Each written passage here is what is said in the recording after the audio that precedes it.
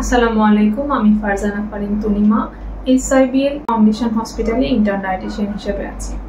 আজকে আমি আমার রিসার্চ ও নলেজ থেকে বর্তমান সময়ে মেয়েদের খুব কমন একটা সমস্যা নিয়ে কথা বলবো, যা পিসিওএস পলিসিস্টিক ওভারি সিনড্রোম বা পিসিওডি পলিসিস্টিক ওভারি ডিজিজ নামে পরিচিত। পিসিওএস পলিসিস্টিক ওভারি সিনড্রোমটা কি?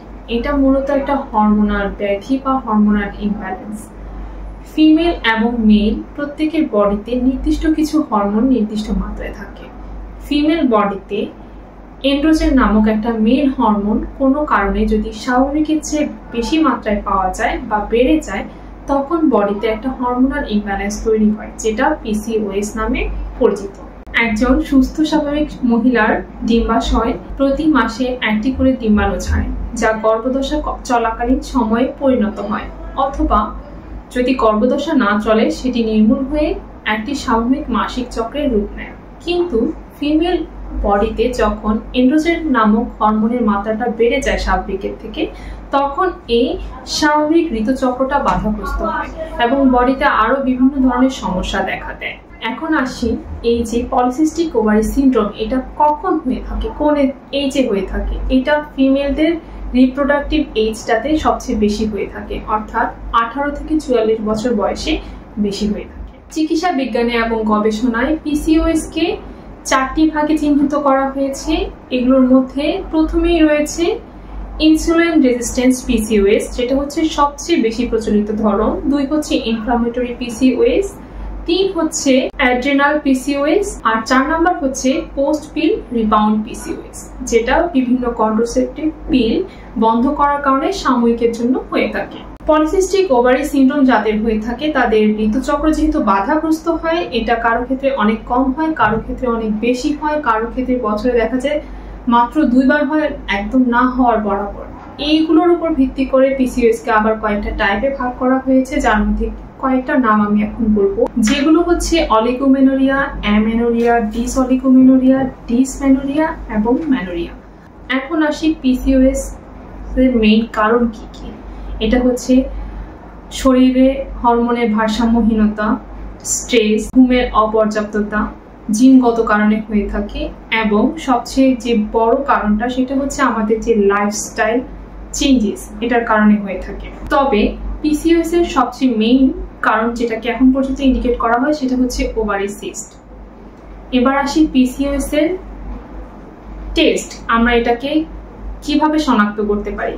পিসিওএস যাদের হয়, বডিতে অনেকগুলো সাইন অ্যান্ড সিমটম দেখা যায়, ওটা দেখে আমরা অনুভব করতে পারি যে পিসিওএস হয়েছে কিনা। কিন্তু কিছু বায়োকেমিক্যাল টেস্ট রয়েছে যেগুলোর মাধ্যমে এটাকে নিশ্চিত করা যায়। এর মধ্যে হচ্ছে কিছু হরমোনাল টেস্ট, যেমন TSH, LH, FSH ইত্যাদি, আর হল অ্যাবডোমেন আল্ট্রাসাউন্ড করার মাধ্যমে পিসিওএস শনাক্ত করা যায়। এবার আসি পিসিওএস এর ট্রিটমেন্টে। পিসিওএস এর মেইন ট্রিটমেন্টই হচ্ছে লাইফস্টাইল মডিফিকেশন। লাইফস্টাইল মডিফিকেশনের মধ্যে রয়েছে স্লিপ, এক্সারসাইজ, ওয়েট ম্যানেজমেন্ট এবং ডায়েট, আর লাস্টলি রয়েছে মেডিকেশন।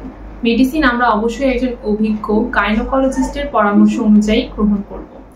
এখন পিসিওএস এ যেহেতু খাবার খুব গুরুত্বপূর্ণ একটা ভূমিকা পালন করে, তাই আমাদের ডায়েট বা খাবারের দিকে গুরুত্ব দিতে হবে।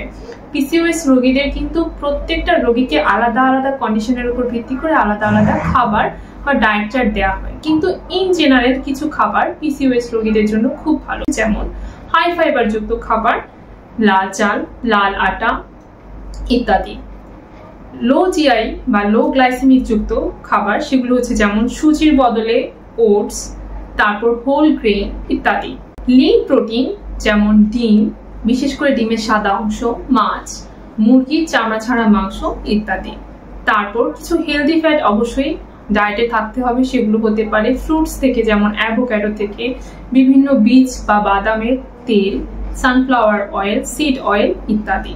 তারপর হচ্ছে অ্যান্টিঅক্সিডেন্ট, যেগুলো আমরা পেয়ে থাকি বিভিন্ন ফ্রুটস থেকে, বিভিন্ন ভেষজ মশলা থেকে, যেমন হলুদ, যেমন দারচিনি, তারপর ডার্ক চকলেট, ধনিয়া, পুদিনা, ক্যাপসিকাম ইত্যাদি খাদ্য তালিকায় রেগুলার রাখতে পারি। এখন আসি পিসিওএস রোগীরা যে সকল খাবার এড়িয়ে চলবে বা কম খাবে, সেগুলো হচ্ছে সাদা ভাত, সাদা আটা, ময়দার যে তৈরি যে কোনো খাবার, processed food, frozen food, ice cream, dessert ইত্যাদি। এছাড়াও কোল্ড ড্রিঙ্কস জাতীয় বা সফট ড্রিঙ্কস এগুলো অ্যাভয়েড করবে, এবং যাদের পিসিওএস আছে তারা অবশ্যই অ্যালকোহল এবং কফি জাতীয় পানীয় যথাসম্ভব কম গ্রহণ করবে। এবার আসি পিসিওএস রোগীরা যেসব খাবারের ব্যাপারে সতর্ক থাকবেন, অর্থাৎ এই খাবারগুলো কারো কারো ক্ষেত্রে ট্রিগার করতে পারে, কারো কারো ক্ষেত্রে সমস্যা নাও হতে পারে। ম্যাক্সিমাম পিসিওএস রোগীদের ক্ষেত্রে দুগ্ধজাত প্রোডাক্ট থেকে সমস্যা হয়, যেমন দুধের থেকে তৈরি পনির, ছানার মিষ্টি বা রসগোল্লা ইত্যাদি। এগুলো তো যাদের প্রবলেম হয় তারা অ্যাভয়েড করবেন, যাদের সমস্যা না হয় তারা খেতে পারেন। এছাড়াও কোক, পেস্ট্রি এগুলো অ্যাভয়েড করাই উচিত। কিছু পরামর্শ পিসিওএস রোগীদের জন্য: ওয়েটটাকে ম্যানেজমেন্ট করতে হবে, অর্থাৎ বেশি ওয়েট হলে সেটাকে নিয়ন্ত্রণ করতে হবে, কমাতে হবে, আর ওয়েট যদি কম হয় সেটাকে বাড়াতে হবে। এর জন্য রেগুলার এক্সারসাইজ, হাঁটা নিয়মিত, কিছু ফ্রি হ্যান্ড এক্সারসাইজ করা, পর্যাপ্ত পরিমাণ পানি পান করা, দৈনিক 7 থেকে 10 গ্লাস পানি, এবং নিয়মিত ঘুম, যেটাকে আমরা কোয়ালিটি স্লিপ বলি, 7 থেকে 8 ঘন্টা ঘুম, এবং অবশ্যই পিসিওএস রোগীকে তার গাইনোকোলজিস্ট এবং ডায়েটিশিয়ানের ফলো আপে থাকতে হবে। আমার ভিডিওটি দেখার জন্য ধন্যবাদ। আসসালামু আলাইকুম।